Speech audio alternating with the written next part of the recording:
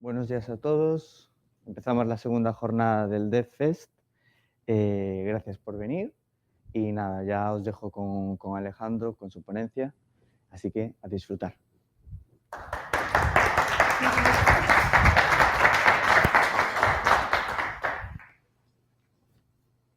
El 60% de los proyectos de IA fracasarán en 2026 por datos que no están preparados para la IA. Esto no me lo he inventado yo, esto es un dato de Gartner que ha sacado un estudio este año, en febrero.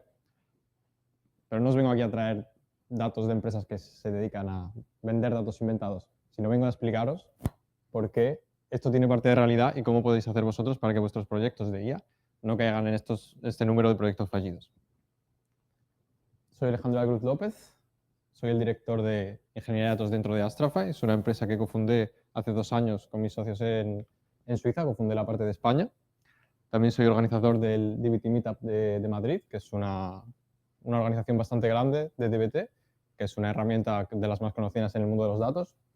Y también Google Developer Expert, que es un programa de Google que me ha permitido estar aquí hoy con vosotros. Poneos en la siguiente situación. Sois un arquitecto y llegáis a las 9 de la mañana a vuestra oficina y veis a vuestro jefe cómo se acerca a vosotros y os dice: tenemos un nuevo proyecto increíble en las Maldivas, un mega hotel de 20 plantas que te vamos a construir empezando el mes que viene. Tienes que irte ya. Sabes que es el momento de tu carrera, el momento de tu vida. Vas hacia allí, coges un vuelo, coges un barco, empiezas a llegar a la isla, una isla nueva que acaban de descubrir. Ves las aguas cristalinas, ves el horizonte, ves todo verde, todo precioso. Escuchas como las olas del mar. Pero cuando llegas, pisas el suelo y ves que te cuesta un poco andar. Ves que es complicado, cada vez más. Pero bueno, piensas que la doble clase de body pump con Sabrina de ayer no fue tan buena idea. Pero cada vez más te cuesta más y más. Y te das cuenta con tus compañeros que toda la isla es arena. Es arena y debajo de esa arena hay arenas movedizas. No vais a poder construir un mega hotel de 20 plantas sobre arenas movedizas. De la misma forma que sin suelo firme no tienes un hotel, sin datos firmes no vas a tener IA. Eso es lo que vengo a contaros. Que para que la IA funcione necesitas tener una estrategia que soporte todo ese caso de IA. Que consigas construir esta estrategia de datos para que tu estrategia de IA funcione y que tus casos de uso vayan a buen puerto. Porque hacer casos de uso de IA sin una estrategia de datos es como hacer una migración de una base de datos un viernes por la tarde. Te apetece hacerla, pero sabes que no deberías hacerla. Esta es la estrategia con la que trabajamos nosotros normalmente. Siempre el pilar fundamental de todo es la estrategia de datos. Empezamos construyendo esta primera base. Esto no es algo que te tarda 5, 6, 10 meses. Esto es algo que se tarda tan poco como una semana, como unas reuniones, entender cuál es el objetivo de la empresa, entender dónde está la empresa, entender dónde quieren ir. Y con esto ya podrías ir hasta el siguiente nivel y empezar a construir la infraestructura de la seguridad. A mí me gusta definir la infraestructura de seguridad como todo aquello que cuando falla le echas la culpa al de al lado porque no es culpa tuya. Cuando estás corriendo cualquier código y te falla y no es por tu código, que es una librería, es la red, es cualquier cosa, eso es la infraestructura. Al final tienes que construir, tienes que desplegar las aplicaciones, tienes que desplegar toda la infraestructura, tienes que desplegar el networking. Todo eso entra dentro de la parte de infraestructura y, por supuesto, la seguridad. Luego tendríamos la ingeniería de datos e ingeniería analítica. Para tener IA necesitas datos. Esos datos, primero lo que tienes que hacer es ingestarlos, limpiarlos y enriquecerlos. El primer paso es coger los datos de las diferentes fuentes. Puedes tener Google Sheets, puedes tener bases de datos, puedes tener APIs, de donde sea que vengan tus datos, coges todos esos datos y los pones en un sitio donde los puedes transformar y los puedes limpiar. Y una vez que ya tienes eso, ahí es cuando ya tus casos de uso de IA pueden empezar a ir a buen puerto, desde la cumbre de la pirámide. Entonces, ¿cuál sería el proceso para hacer una estrategia de datos? El primer paso es establecer la visión y los objetivos de la empresa. Es decir, una empresa como Amazon no va a tener los mismos casos de uso que Salchichas Manolo.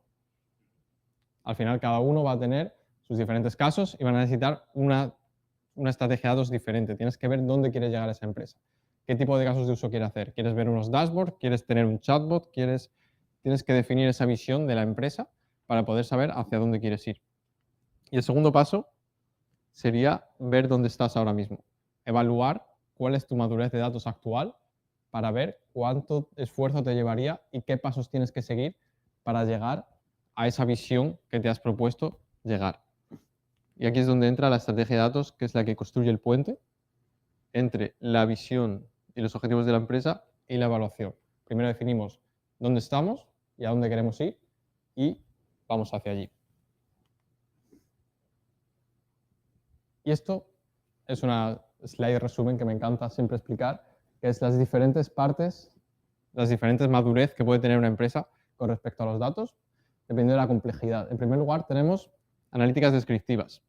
Imaginaos unas elecciones en España.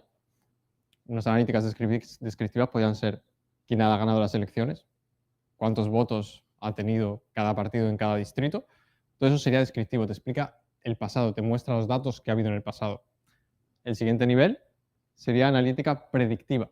Vas a predecir lo que va a pasar. Vas a predecir que en este distrito va a ganar este candidato, vas a predecir que en este otro distrito va a ganar este otro candidato. Y luego empieza un pasito más arriba, porque tenemos analíticas prescriptivas. Esto no solo nos ayuda a predecir, sino que nos dice por dónde tenemos que ir para conseguir el resultado que queremos. Esto lo usan los partidos políticos para esto mismo. Les dicen, oye, para ganar en este distrito, ¿qué tengo que hacer? ¿Qué tengo que decir? Y de esta manera te lleva hacia el destino que tú quieres. No va a predecir el destino, te va a decir lo que tienes que hacer para llegar a ese destino, lo cual es muy potente. Otro ejemplo de esto, que todo el mundo odiamos, son los precios de las aerolíneas. Te metes 2 veces, 15 euros más, 20 euros más, 30 euros más. Cada vez que te metes, pues eso funciona así. Tienes mucho interés, lo han predecido y ahí lo tienes, más precio y vas a pagar más. Y por último tendríamos las analíticas cognitivas, que esto sería crear este agente que tuviera un razonamiento similar al de un ser humano, que pudiera explicar por qué en un distrito han votado a X partido o han votado a Y partido. De esta forma puedes entender y puedes realizar acciones con esta comprensión humana. Esto se ha desbloqueado hace pocos años, como sabéis todos bien, con todo el tema de agentes, todo el tema de IA y con el famoso AGI que todo el mundo está buscando para conseguir esta inteligencia general que va a ser más lista que todos nosotros. Ahí estarían las analíticas cognitivas. Dependiendo de dónde queramos llegar en todo esto y cuál sea nuestro objetivo, vamos a tener que tomar unos pasos u otros.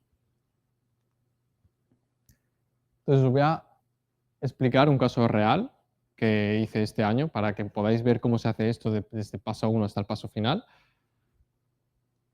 Y esto fue un proyecto que empecé en abril. Era una empresa de marketing digital. Entonces cerramos este proyecto, empezamos en abril, eran 6 meses, terminamos ahora en octubre este proyecto.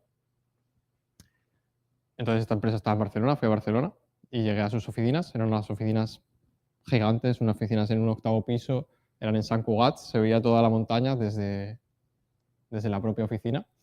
Y cuando entré a la oficina me recibieron el jefe de operaciones con el que había hablado y el jefe de producto. Pero les noté un poco nerviosos, les noté que estaban como con prisa. Y cuando entré a la oficina todo el mundo estaba muy con prisa, muy nervioso, no hablaban entre ellos, estaban como acelerados, como que se veía que era un día estresante en la oficina, pero no era solo un día estresante.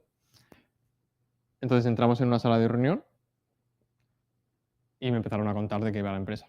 Era una empresa de marketing digital, unos 1000 empleados, se dedican a hacer SEO, redes sociales, páginas web, todo ese tipo de cosas que hacen las agencias de marketing digital, pero tenía una peculiaridad, y es que solo trabajan con el kit digital.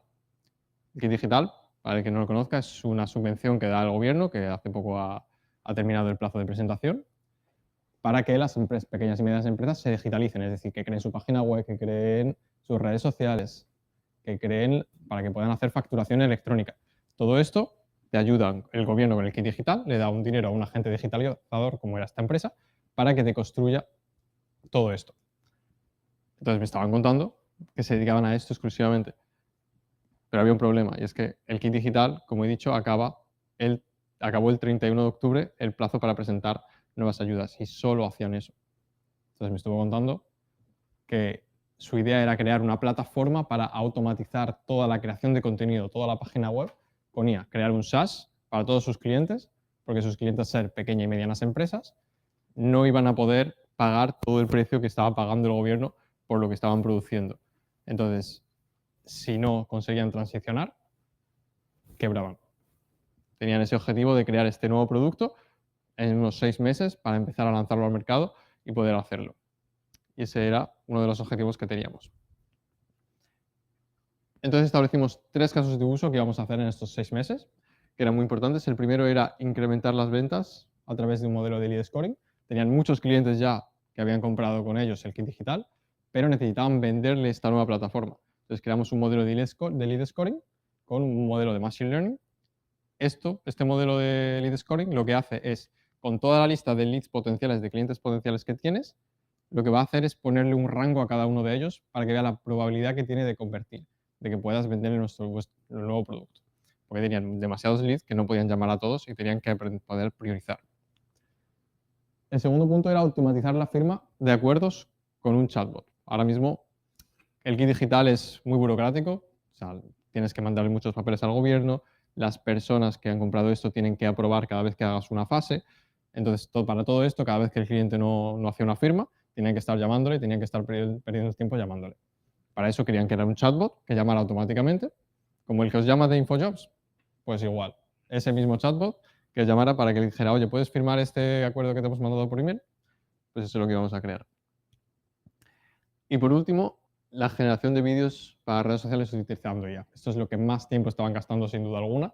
Al final tenían que planear los vídeos, editar los vídeos, grabar los vídeos, enviárselo al cliente, que lo aprobara. Esto que generaba muchísimo tiempo y esto es lo que queríamos automatizar utilizando IA, aprovechando todos los modelos nuevos de generación de vídeo que han salido al mercado.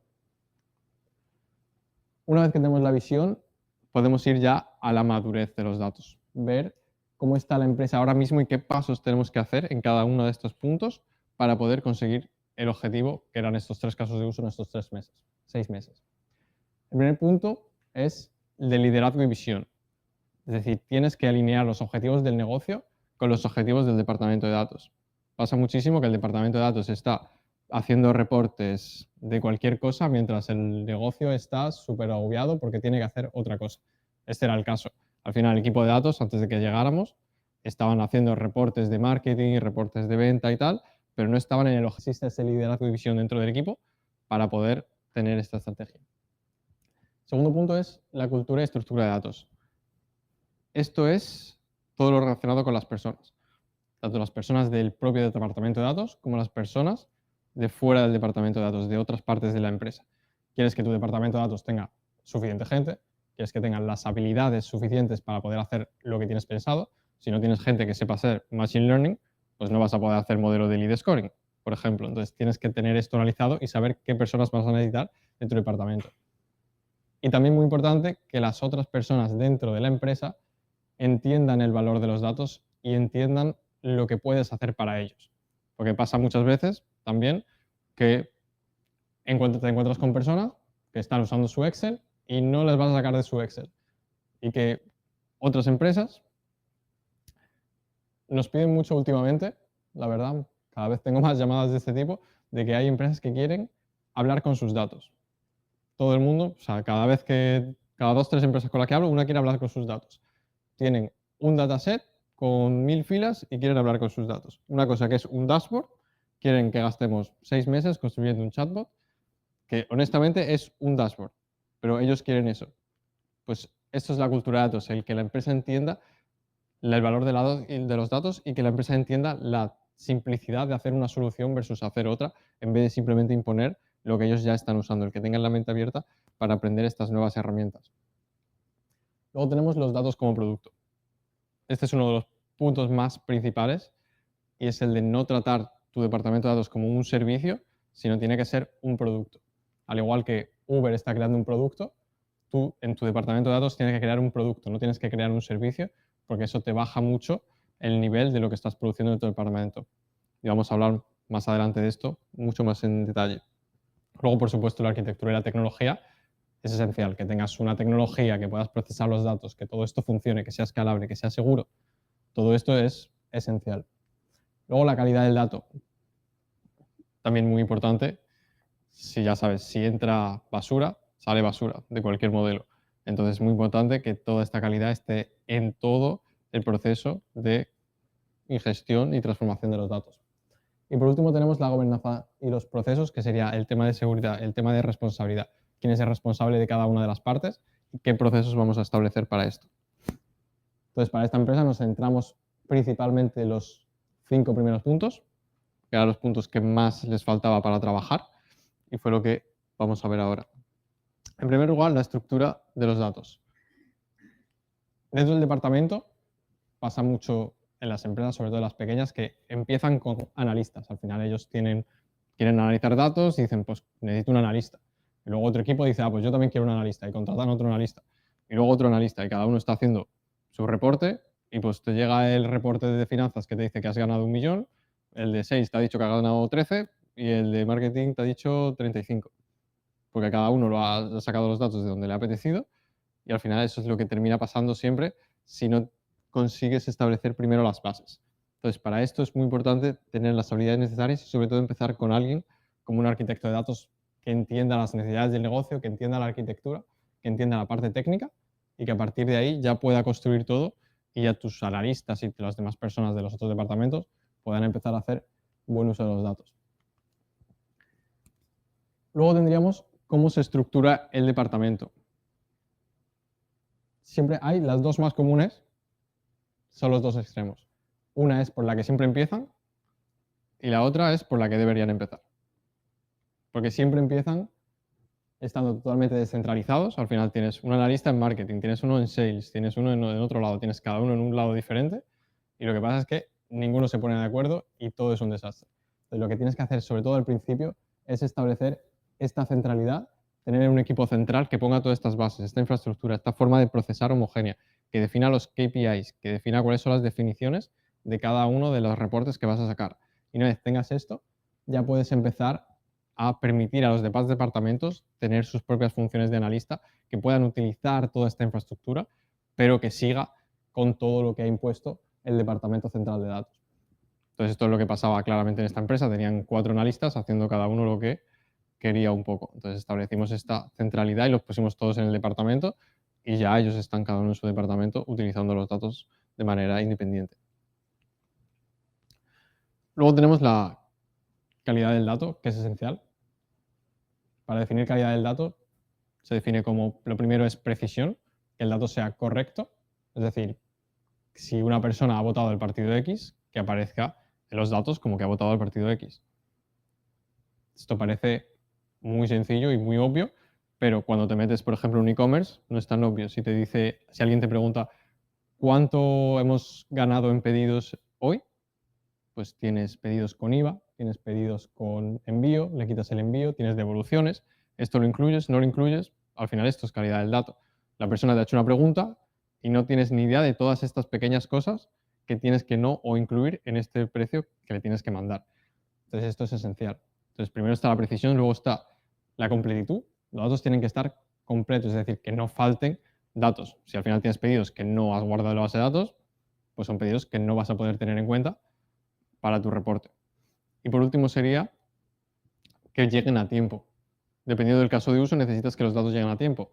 Si está la aerolíneas cambiándote el precio cada 2x3 por cómo estás interactuando con la página web, pues necesitan que esos datos estén en el momento, los procesen, los metan en su algoritmo de inteligencia artificial y ya te manden el nuevo precio. Si eso no llega a tiempo, pues este algoritmo simplemente no puede funcionar.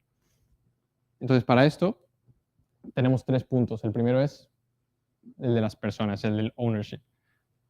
Si no hay un ownership real sobre los datos, si no hay responsabilidad sobre estos, a las personas les va da igual.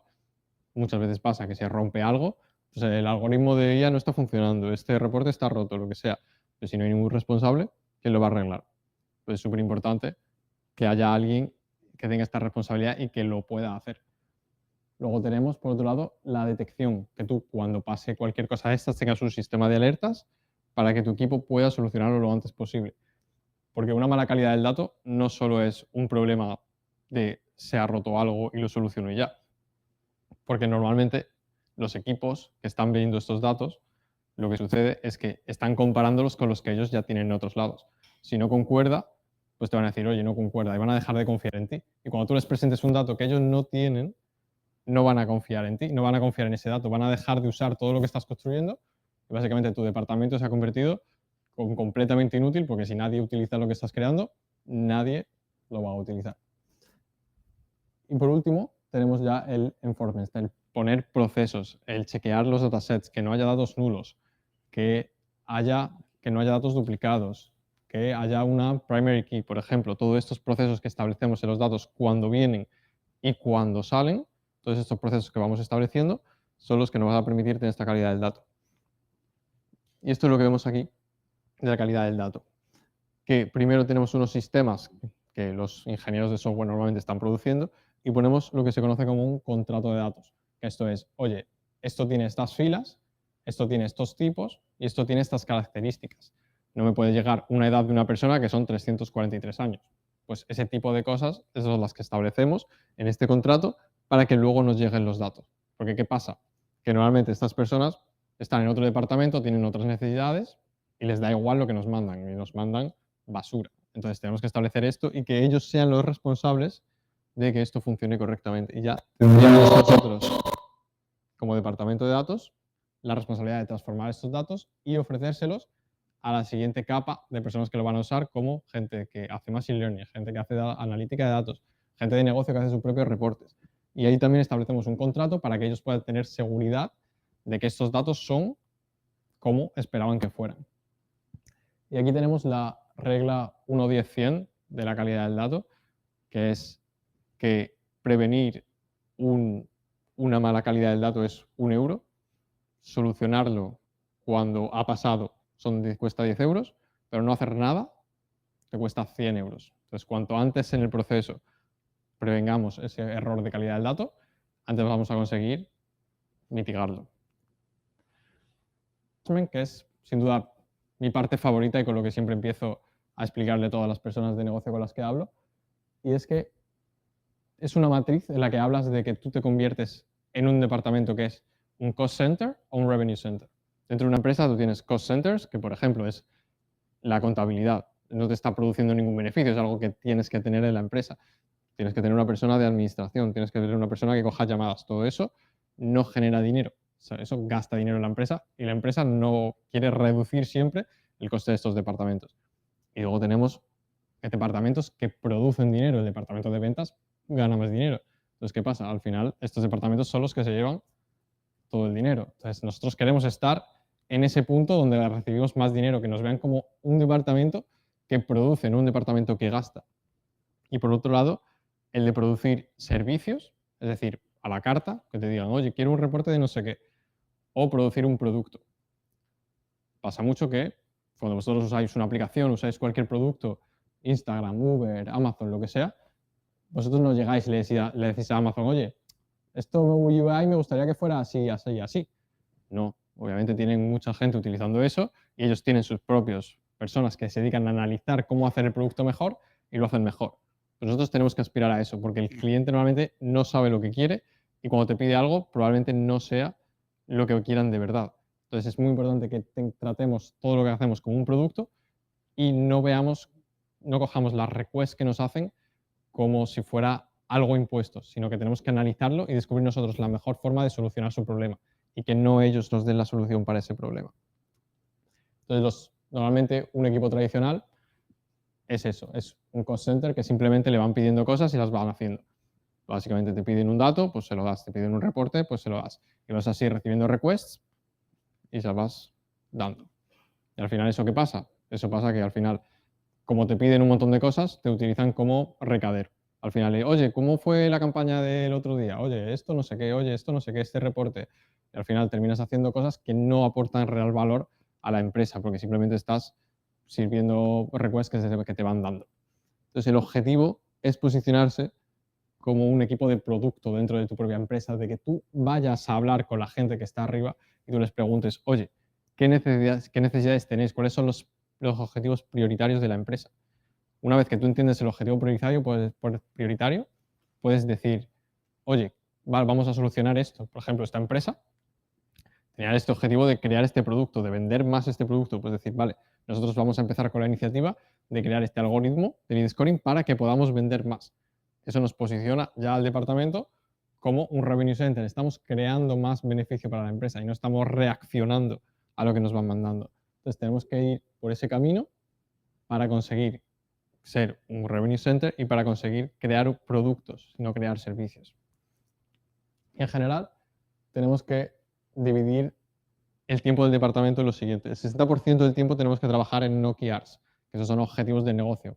Como hemos hablado, el generar más ventas de esto sería un objetivo que tiene el negocio para este año, el mejorar el producto, el reducir el tiempo que gastan las personas llamando. Todo esto son OKRs que estamos imponiendo. Luego el 25% sería mantenimiento, al final hay muchas cosas que estás construyendo, entonces hay que mantenerlas. Y un 15% tiene que ser ese trabajo más reactivo de, oye, me haces una petición, yo te la resuelvo, me haces una petición, yo te la resuelvo. Eso tiene que ser el mínimo tiempo posible. Si estás gastando más de un 15% en esto, estás haciéndolo mal y estás convirtiéndote en un equipo reactivo, en un equipo que a nadie le vas a importar y estás produciendo soluciones que probablemente no vayan a utilizar en el futuro. Entonces, después de ver todo esto y de todo esto que hicimos para la empresa, me gustaría preguntaros qué creéis que es una estrategia de datos. Hay una definición que me gusta mucho de una estrategia de datos, aparte de todo esto que os he contado, que es que una estrategia de datos es a lo que le dices que no. Porque el objetivo no es buscar lo que hacer, es buscar a qué decirles que no a las personas. Decirles que no a ese request que te han hecho, decirle que no a ingestar unos datos que no sabes para qué los van a usar, es decir que no a crear este dashboard que podrías utilizar haciendo un agente, o crear un dashboard que te han pedido un agente, pero un dashboard lo haces en un día, un agente tardas 3 semanas y te va a dar el mismo resultado. Al final tú tienes que entender cómo solucionar este tipo de problemas y solucionarlos de la manera que tú consideres para mejorar el valor y para aún maximizar el valor que estás proporcionando. Y no centrarte en simplemente hacer lo que te dicen. Entonces es súper importante siempre decir que no y establecer tú tu propia estrategia del negocio dentro del departamento. Esto es lo que pasa cuando no dices que no, que es básicamente el Data Lifecycle. Defines una solución, la desarrollas, ves que nadie la usa, intentas mejorarla para que la gente la use, no la usa nadie y vuelta. Así todo el rato y al final terminas. Pasa mucho, ¿veis? Son empresas que tienen 30.000 dashboards, literal, ¿eh? O sea, que tienes una cantidad ridícula. ¿Y cuántos de esos se usan? Pues un 1%. Claro, hay un montón de cosas que la gente está perdiendo el tiempo intentando mantener que nadie está usando y nadie está viendo. Entonces es súper importante siempre decir que no por esto. Y aquí os dejo también unas preguntas que podéis hacer para si os piden a que hagáis algo para que en el departamento de datos veáis si eso tiene valor o no tiene valor. Entonces la primera es, ¿qué decisiones vas a tomar con los datos que vamos a mostrar en este report? Hay muchas métricas que son lo que se conoce como métricas de vanidad, que la gente quiere ver para decir lo buenos que son y lo bien que lo están haciendo, pero no aportan nada al negocio, no aportan nada al departamento. Una vez me pidieron que hiciera un reporte sobre cuántas horas trabajaba cada persona. Yo pregunté, vale, pero ¿para qué quieres saber esto? Y es que esa persona pues, estaba trabajando como 13 horas al día y quería que su jefe lo viera. Ese era el único punto por el que quería que hiciéramos esto. Pues este tipo de peticiones es las que os van a hacer constantemente si no preguntáis esta pregunta. Luego también para ver cuál es el impacto real de esta solución. Yéndonos 3 meses en el futuro, este proyecto se ha completado sin éxito. ¿Qué está pasando diferente? O sea, ¿cuál es el impacto? Al final tú estás gastando un tiempo, estás gastando unos recursos en hacer esto que te están pidiendo. ¿Cuál es el impacto? ¿Cómo luego le digo yo a mi jefe que he estado 2 semanas haciendo esto? Y él me dice, vale, pero ¿esto para qué sirve? Yo también tengo que poder explicárselo. Entonces es muy importante entender el impacto y que el impacto sea justificado al tiempo que vas a tardar haciéndolo. Y luego, para conseguir un resultado 100% preciso necesitaremos varias semanas. Para darte un resultado normal tardaremos 2 días. ¿Cuál prefieres y por qué? También es importante entender que tardamos 2 meses en hacer un chatbot, pero tardamos 15 minutos en hacerte un dashboard con exactamente los mismos datos que vas a ver. Entonces, es importante entender si a la persona le sirve esto y te está pidiendo esto porque de verdad lo necesita, o le podría servir una solución mucho más sencilla que tardas mucho menos tiempo en hacer. Entonces ya la parte más de implementación técnica que hicimos esto, lo hicimos todo esto en Google Cloud, como somos Google Cloud Partner, y esto también es un evento de Google, aprovechándolo, pues comentaros un poco la implementación técnica de la pipeline de ingeniería de datos que hicimos. Entonces todo empieza con de dónde vienen los datos. Los datos vienen de, en este caso vienen de HubSpot, ClickUp, de Amazon, que es una base de datos. Todos estos datos los ingestamos a través de Airbyte, que es un ingestador. Un ingestador es una herramienta que simplemente coges datos de sitio A y los pone en sitio B. Normalmente el sitio B es un data warehouse, un data lake. Entonces ponemos todos esos datos ahí para ya poder integrarlos todos juntos, limpiarlos y que puedan acceder a los datos integrados. Entonces, todo esto va desde Airbyte, va a un backup, que va a Google Cloud Storage, que es como un drive con esteroides, básicamente. Y también va a BigQuery, que es un data warehouse donde podemos hacer analíticas a gran escala. Procesamos los datos desde las distintas capas de BigQuery, que es la lupita, con dbt, que es una herramienta de datos muy conocida. Todo esto se conoce como arquitectura medallón y lo hacemos en fases simplemente porque es más fácil de mantener y se puede reutilizar el código de cada una de las capas para llegar a la última capa. Todo esto llegamos a los data marts, que es la última capa, que ya es todos los datos limpios, todos los datos esperando a ser usados para hacer reporting. Esto ya lo pueden usar los propios usuarios que sepan hacer SQL, los pueden utilizar desde Metabase, que es una herramienta de BI, de dashboard, y se pueden utilizar para algoritmos de inteligencia artificial con Vertex AI. Todo esto viene orquestado con Airflow, que es un orquestador open source, también la gobernanza de los datos con Data Hub, que es también una herramienta open source que creó LinkedIn, si no me equivoco. Y todo esto también lo gestionamos con GitHub, con Terraform y todas las alertas por Slack. Y aquí os pongo también el algoritmo de lead scoring que hicimos. Entonces, para hacer este algoritmo, lo primero que necesitamos son los datos de los clientes que están en HubSpot. Estos datos de clientes, cada vez que hay una modificación, se manda automáticamente un webhook a una Cloud Function. Esa Cloud Function recibe este dato, procesa este dato y lo manda a PubSub, que es un sistema de mensajería que recibe y manda. Básicamente es un intermediario que lo que hace es mandar los datos directamente a BigQuery. Una vez que tenemos datos en BigQuery, una vez al día hacemos el procesamiento de esos datos, lo limpiamos, lo enriquecemos, etcétera, etcétera. Estos datos son utilizados, porque esta es la pipeline de ingeniería de datos y empezamos ahora la pipeline de inteligencia artificial. Estos datos los coge la Vertex AI, que es la herramienta de inteligencia artificial de Google Cloud, crea un modelo de lead scoring con estos datos, crea una imagen de Docker, que es lo que se va a subir para que se puedan acceder a crear este score. Testeamos el modelo una vez está creado y si falla, lo descartamos. Si mejora el modelo anterior, lo subimos. Y hacemos el deployment de este modelo en un endpoint, básicamente un sitio de internet donde tú mandas petición con los datos y te devuelve el score. Entonces, automáticamente HubSpot también está enviando cada vez que hay un nuevo lead a este endpoint los datos y le dice, vale, este es el nuevo cliente potencial. Y te devuelve, vale, pues este es categoría B, este es categoría A, este es categoría C.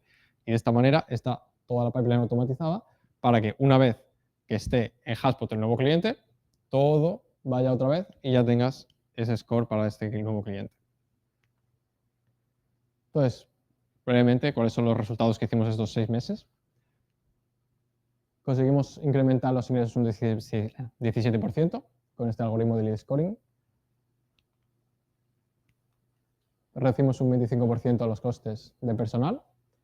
También ahorramos 10 horas diarias en tareas manuales de creación de vídeo. Todo esto con esas 3 cosas que estamos haciendo. Es un proyecto que también estamos continuando a día de hoy. Entonces seguimos creando casos de uso. Aparte de esos 3 que ya hemos hecho, pero esto fue como el inicio, los primeros 6 meses, y eso fueron los resultados. Entonces bastante bien. Y ellos muy contentos y por eso quisieron también seguir con el proyecto. Entonces aquí os dejo una conclusión y unos tips finales. Y es que si mi dashboard era tan buena, ¿por qué me pidieron que la exportara a Excel? Y esto pasa mucho, al final, que haces una solución y solo quieren los datos en donde siempre lo han hecho, donde siempre lo han tenido, puede ser Excel, puede ser en Google Docs, da exactamente igual. Por eso es muy importante siempre preguntar por qué quieren hacer algo y si lo que estás haciendo es la mejor forma de solucionar su problema. Como os he dicho, tenemos que producir un producto y no un servicio. No simplemente decir que sí a todo, sino pensar cuál es la mejor manera de solucionar algo. Aquí, si se lo hubiéramos puesto en un Excel, lo hubiéramos terminado antes. Y los últimos tips. La gente que se queja son tus mayores aliados. Lo peor que te puede hacer alguien es pedirte algo y no volverte a hablar nunca más, porque está claro que no lo va a usar. Si alguien se queja y te dice, oye, esto está mal, esto me gustaría así, esto así, es alguien que le importa lo que estás haciendo. Es alguien que está usando eso y que quiere, está viendo el valor de lo que estás haciendo. Esa persona te va a apoyar a ti cuando tú necesites algo. Esa persona, si tu departamento, por lo que sea, quiere crecer, va a apoyarte y va a intentar que crezcas. Entonces es súper importante que las personas que se quejan pueden ser muy pesadas, pero esas personas hay que cuidarlas y son las personas que son importantes para tu departamento. Luego el principio KISS, que a mí me encanta, que se traduce como Keep it simple, stupid. Es básicamente cada cosa que crees, cada nuevo dashboard, cada nueva línea de código, cada nuevo modelo, todo esto genera complejidad y todo esto hay que mantenerlo. Todo esto es más tiempo y más tiempo que vas a tener que dedicarle a todo esto. Entonces es súper importante hacerlo todo lo más simple posible para que gaste el menos mantenimiento. Mejor hacer algo al 80% muy fácil y muy sencillo de mantener que hacer algo súper complejo al 100%, porque todo esto te va a llevar luego mucho, mucho tiempo de mantenimiento que no vas a poder hacer en otras cosas que sí que van a poder aportar valor. Luego, perfect is the enemy of good. Siempre hacer las cosas es mejor empezar a hacerlas como puedas, aunque no tengas toda la información. A mí me gusta mucho una frase que es que el mundo es demasiado complejo como para que las personas que necesitan toda la información den un paso hacia adelante. Entonces, para dar cualquier paso hacia adelante no tienes que tener toda la información. No tienes que esperar a que te den todos los datos, no tienes que esperar a que te den todos los requisitos. Empieza, proporciona la solución lo más simple que puedas, lo más rápido que puedas y a partir de ahí vamos iterando. Entonces, no intentar hacer las cosas perfectas, sino intentar hacer las cosas bien. Y por último, decir que no. Siempre es muy importante. Es el topic de esta charla, decir que no. Siempre preguntar por qué y hacerlo lo mejor que podamos para solucionar el problema y no solucionar lo que nos están pidiendo. Y he puesto también un QR de un artículo que escribimos sobre este proyecto de forma más técnica, por si alguien quiere acceder, también va a poder acceder a ese. Podemos pasar a una ronda de preguntas.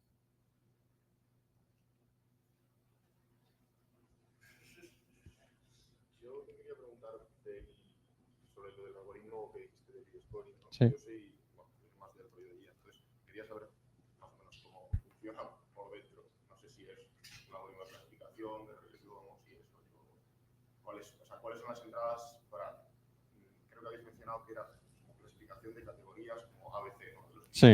Es clasificación como multiclase.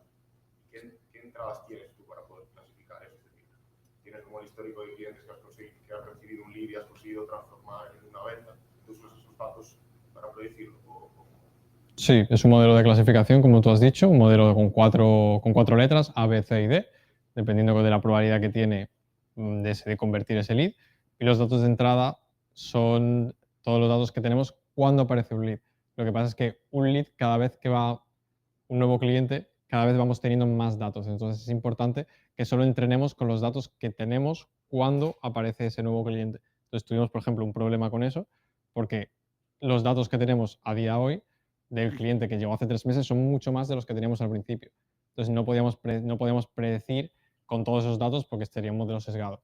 Entonces serían estos datos. El dato era básicamente la industria, cuánto tiempo de llamadas habían tenido, cuántas llamadas se habían tenido, si no había contactado él, si le habíamos contactado nosotros. Ese tipo de datos son los que usábamos para saber si iba a convertir con más o con menos probabilidad. Bueno, no sé si el algoritmo concreto de clasificación. Utilizamos una red neuronal para esto. ¿Más preguntas? Haces mucho énfasis en el tema de decirle que no a lo que te van solicitando si no tiene que ser un innovador.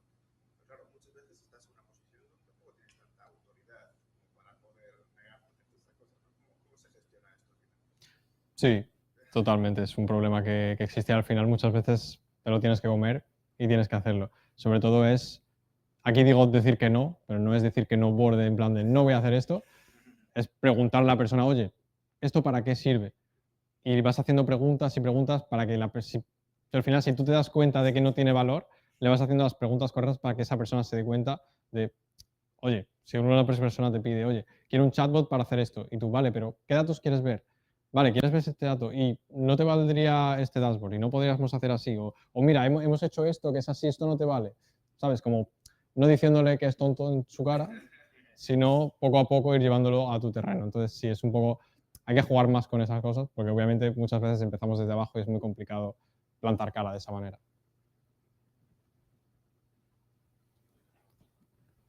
¿Alguna pregunta más? Tú mencionaste a la hora del tema de las figuras que puedes tener en esta, o sea, figuras de personal que puedes tener en estas estructuras, tienes mencionabas el data engineer, ¿no? Que como Ajá. la infraestructura y tal.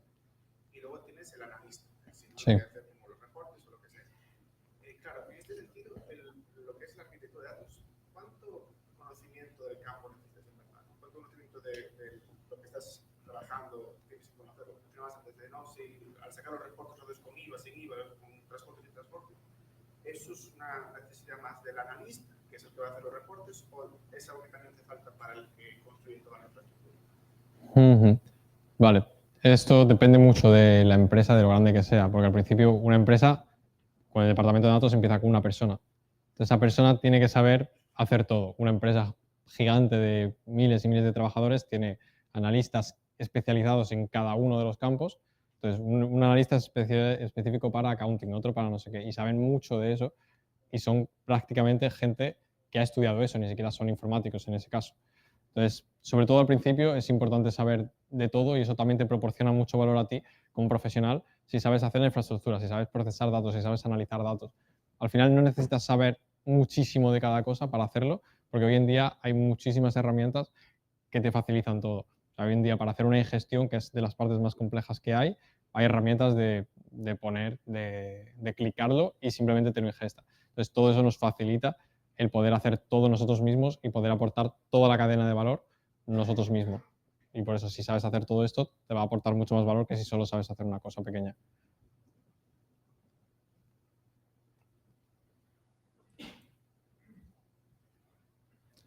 ¿Alguna otra pregunta? No, perfecto. Pues muchísimas gracias.